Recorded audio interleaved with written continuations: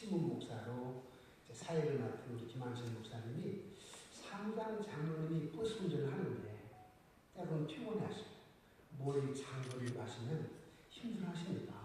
내가 도와야 되겠다 싶어가지고 버스 면허를 따서 장로님을 도와서 버스 운전을 하게 되었지.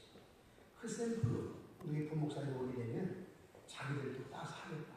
그래서 부목사님들이 면허를 따가지고 버스 운전도 하고 또 때로는 장로님 집사님들이 못 오실 때에 우리 교육자들이 운전으로 섬기곤 하는데 참 감사하지. 하나님 말씀 보겠습니다. 하나님 말씀은 사도행전 7장 56절부터 60절 말씀입니다. 제가 봉독해 올리겠습니다. 사도행전 7장 56절부터 60절입니다. 말하되 보라 하늘이 열리고 인자가 하늘편에 서신 것을 보노라 하는데 그들이 큰 소리를 지르며 귀를 막고 일제히 그에게 달려들어 성 밖으로 내치고 돌로 쳤으니 증인들이 옷을 벗어 사울이라 하는 청년의 발 앞에 두니라. 그들이 돌로 스데반을 치니 스데반이 부르짖어 이르되 주 예수여 내 영혼을 받으셨고 하고 무릎을 꿇고 크게 불러 이르되 주여 이 죄를 그들에게 돌리지 마옵소서 이 말을 하고 잠이라. 제가 다시 한번 성경을 봉독해 드렸습니다. 사랑하는 여러분,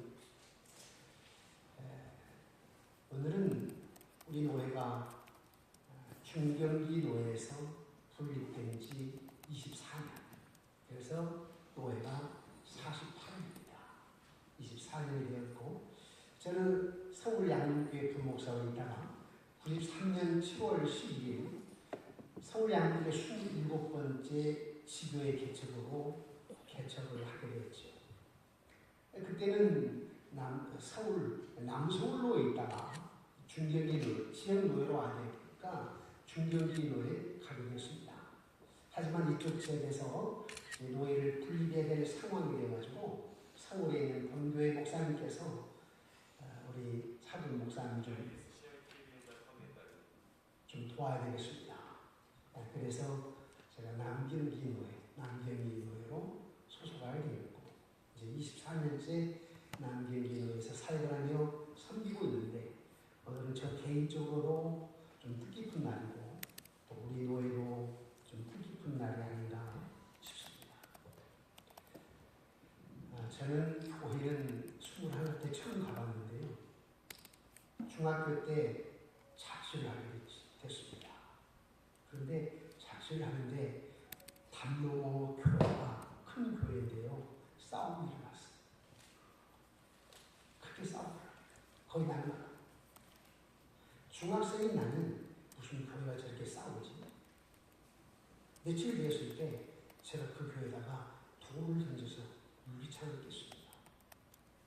야, 교회는 그런 곳이구나. 그래서 교회를 생각지도 않았었지. 누나가 고등학교를 다녔는데 누나하고 같이 자취를 하는데 누나가 친구에게 성경을 받아가지고 교회를 나간다고 하더라고요. 그래서 누나 성경책을 주일 아침에 빼앗아서 못 가고 있습니다. 누나하고는 4살 차이 나는데 못 가고 있어요. 토요일날 주일이면 시골에 가서 김치도 가져와야 되고 쌀도 가져와야 되고 용돈도 가져와야 되는데 누나 나 공부할 거니까 그렇게 교회 가게 되면 누나가 가. 나 공부할 테니까. 그 정도였습니다. 그리고 21살 때 제가 대학을 3번을 서울 가서 떨어지고 실망과 자녀 가운데 있을 때 중학교 친구가 바로 대학에 지방에서 전남대를 간 친구가 있는데요. 그 친구가 저를 와서 지켰습니다. 자살할까. 어머님 부탁으로 야, 쟤 자살할지 모르니까 네가 와서 지켜라. 그래서 제가 집에 있는 그 친구 와서 저를 지키다가 토요일날 자기 교회 가야 된답니다. 시골로 아버지가 장로님이신데 시골로 교회를 가야 되니까 너를 두고 가면 자살할지 모르니까 너를 데리고 와야 된답니다. 그래서 처음 교회를 21살 때 79년 2월 중순쯤이었습니다. 그래서 교회를 따라갔습니다.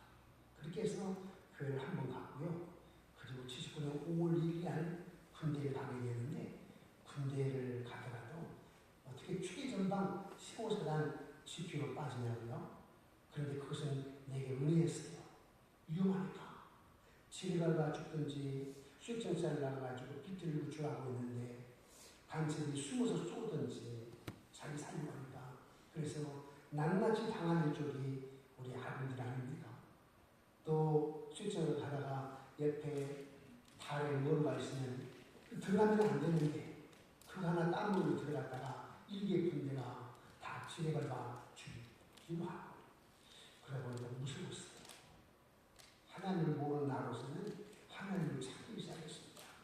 그래서 군대에서 하나님을 믿고 군대에서 세례를 받고 제대를 하고 이제 학교 1학년부터 다니면서 교회를 나가기 시작했지.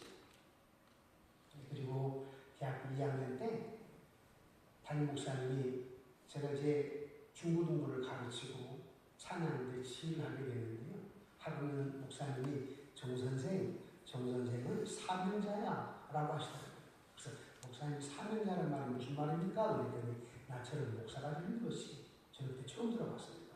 사명자라는 말. 그렇게 해서 제가 아버지가 학교 선생님이신데 유교적인 집안인데 또 그 집안이 얼마나 문충옥과 포원 정몽주 할아버지가 23개소이다 그런 분인데 그걸 어떻게 나가? 아버지는 몰래 성경 신문에 싸가지고 다니다가 목사님 그렇게 말씀하셔서 사실은 이제 하나님의 부르신 뜻이라고 목사님 얘기하니까 그래서 대학을 졸업을 하고 신학교원에 가게 됐습니다.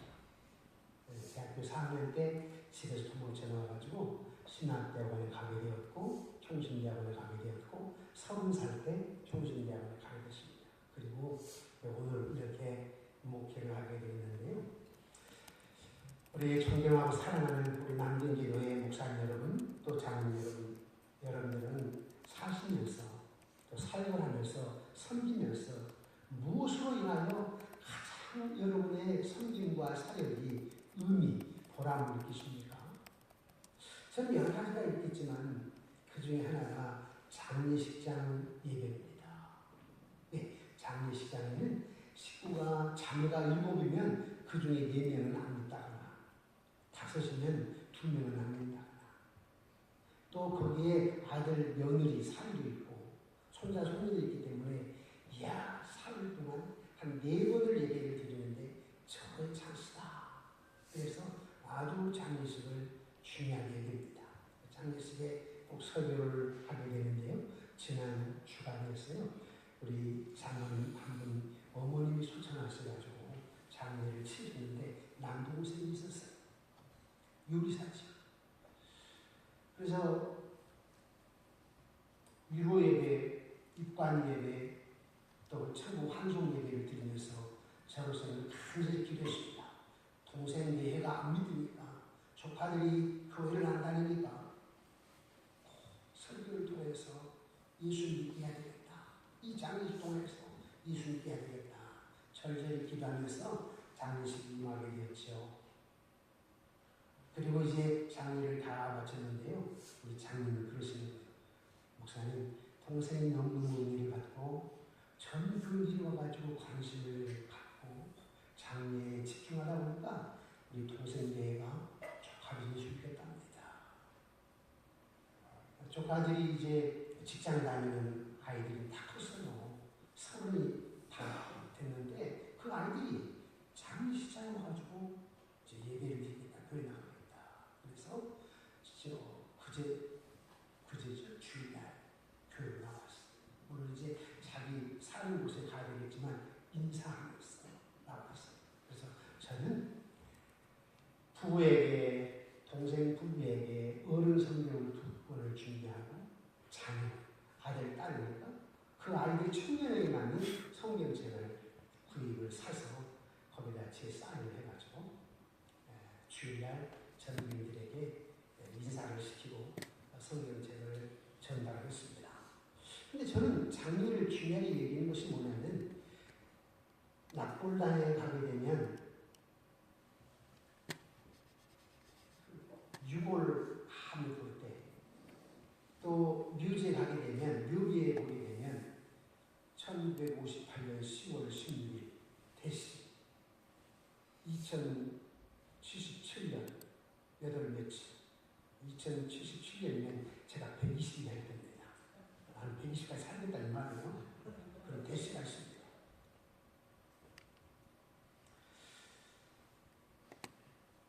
그 묘비에 저는 제 묘비를 메모장에다 기록해 놓았어요. 나중에 이제 우리 딸 살리에게 부탁할 거예요. 아버지의 묘비에 이렇게 써다오. 이웃을 자신같이 사랑하며 생명을 살리다가 하나님 품에 안기다. 이런 식으로 써달라고 말합니다. 또 우리 교인들이 묘비를 얘기하게 되고 유골함을 얘기하게 되면 제가 문자로 보냅니다. 잠시 봄 소풍을 마치고 하나님 품에 안기다. 때로는 구름 따라 가는 나그네 산을 마치고 천국에 입성하다. 몇 가지를 이렇게 써서 보냅니다. 유골함에다 그렇게 쓰게 되죠. 장례를 제가 중요시 여기면서 1년이면 한 달이면 한두 번 정도 장례를 평균적으로 집도를 진례를 하는 것 같아요. 근데 장례 때마다 저는 참 의미가 있다고 생각을 해요. 왜? 이 생 너머의 삶을 잘 준비해야 되는데 어떻게 살아갈 것인가? 어떻게 목표를 하다 갈 것인가? 이런 생각에 저는 장례를 참 중요하게 여깁니다. 그래서 내가 임종을 맞이하기 전에는 부끄러움도 두려움도 없는 죽음을 맞이하고 부끄러움도 두려움도 없는 죽음을 준비해야 되겠다 생각하는데 주님의 제자요 사도였지만 그 마음속에 영적인 나라를 믿은 적이 한 번도 없는 가로입니다 말입니다. 그는 예수님의 제자처럼 행동했습니다. 예수님의 제자 옷을 입고 있었습니다. 예수님의 제자처럼 설교됐습니다. 예수님의 제자처럼 간증도 했습니다. 그러면서도 두려움 없는 죽음을 맞이한 스데반과는 정반대였습니다. 예수님을 30일 팔아버리잖아요. 저는 가문자를 생각하면서 곧이어 나도 목사지만 그럴 수 있다. 그래서 긴장합니다. 그러면서 늘 스데반을 사모를 하는데요. 스데반은 담대히 말했습니다. 오늘 본문이죠. 사도행전 7장 56절 말씀에 말하되 보라 하늘이 열리고 인자가 하나님 우편에 서신 것을 보노라. 그들이 큰 소리를 지르며 귀를 막고 일제히 그에게 달려들어 성 밖으로 내치고 돌로 칠세. 증인들이 옷을 벗어 사울이라는 청년의 발 앞에 둡니다. 그들이 돌로 스데반을 치니 스데반이 부르짖어 이르되 주 예수여 내 영혼을 받으시옵소서 하고 무릎을 꿇고 크게 불러이르되 주여 이 죄를 그들에게 돌리지 마옵소서.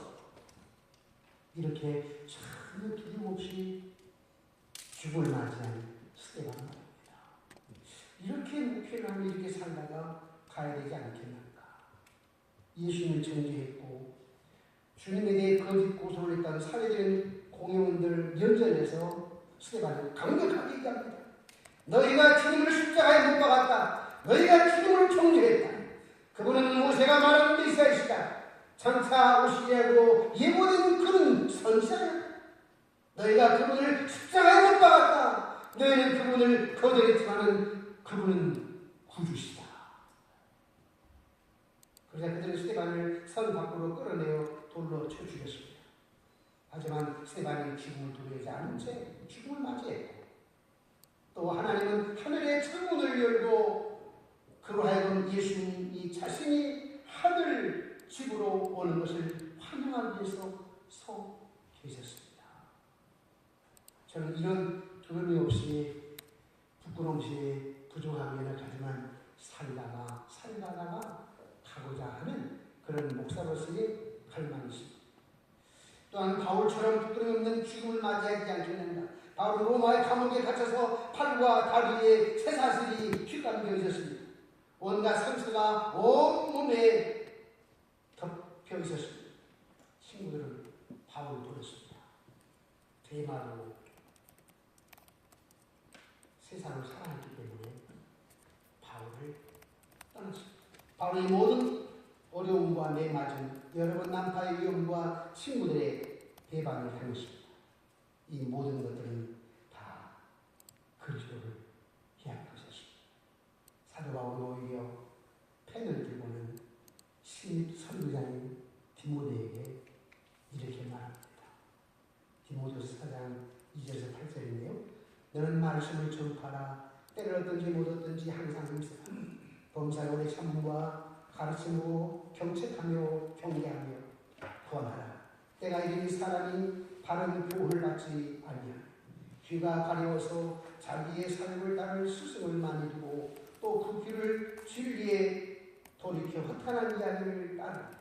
그러나 너는 모든 일에 신중하여 고난을 받으며 전도자의 일을 하며 내 직무를 다하라.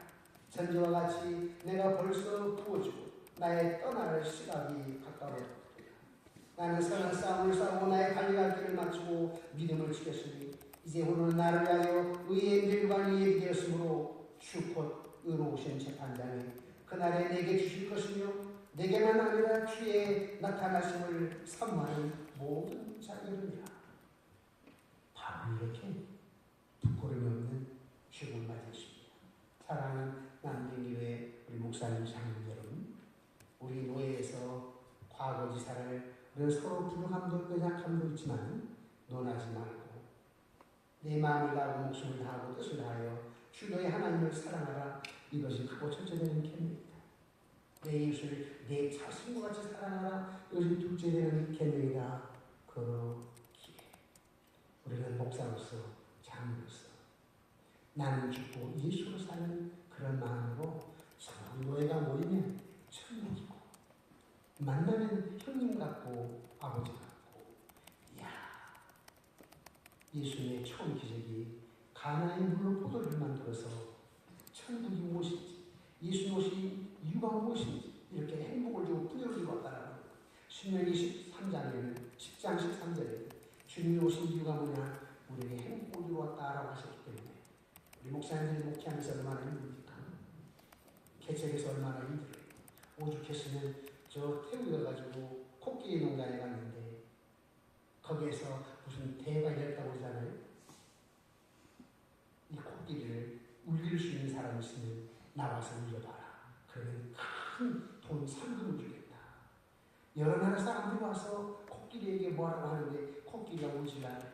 그런데 한국에서 오신 목사님 같은 분인데 그럼 딱 하더니 코끼리 한쪽 귀에다가 뭐라고 한마디 했더니 코끼리가 그냥 철떡 주면서 우는 눈물을 흘리는 거야. 무슨 말을 했길래 코끼리가 울었을까? 야, 개척교회 목사야. 나 개척교회 목사라고 했더니 코끼리가 막 펑펑 울더래. 또 다시 한쪽 귀에다 대고 야, 너 한국 가서 개척하자. 그 벌떡 일어나서 도망을 치더라. 여러분 이렇게 목회하시는 거 아니에요? 이렇게. 그래서 우리 피차 전화 여러분이나 피차 십자가를 지고 가는 이 길이 참 힘든 길인데 서로 위로하고 격려하고 여러분 마음에 부족하지만 완전할 수 없지만 천국을 먹고 노예 안에서도 그런 우리 목사님과의 관계 공동체 안에서 멋진 남경기 노래를 만들어가고 또 여러분 교회 지도의 사역이 행복하고 풍요로운 그런 사역이 되어지기를 주님의 이름으로 축원합니다. 한번 기도하겠습니다. 하나님 아버지, 우리 노예는 그다지 크지 않기 때문에 성경 노예장님들이 10여 년 만에 또 돌아가면서 노예장이 되곤 하지요. 이 정도 그래서 부족하지만 다시 한번 노예장을 맡아 1년을 지나왔습니다. 우리 노예가 아니 사람이 사는 공동체가 다 그런 거 아니겠습니까? 더 아름다운 노예가 되게 해주시고 또 주님의 사랑이 묻어나는 우리 목사님 장님, 이야, 남경기 노예 가고 싶다라고 하는 일컬어질 수 있는 그런 노예가 되게 해주시고 남경기 노예 사나 지교의 지교회들이 성장하며 풍부하면 안 된다 해도 된다, 중요하신다, 이런 우리 목사님들의 간절한 기도로 5년 지나 10년을 지나 상상을 초월하는 하나님의 역사로 교회마다 부흥 성장케 도와 주옵소서. 목사님으로 사모님으로 그 사역이 십자가를 지는 헌신의 길이 고난의 길이지만 그러나 죽음 후에 부활의 영광이 뜻이 십자가 헌신 뒤에 자녀 손손들의 축복만 아니라 교회가 성장하고 복되게 도와 주옵소서. 믿사오고 예수 이름으로 기도드리옵나이다. 아멘.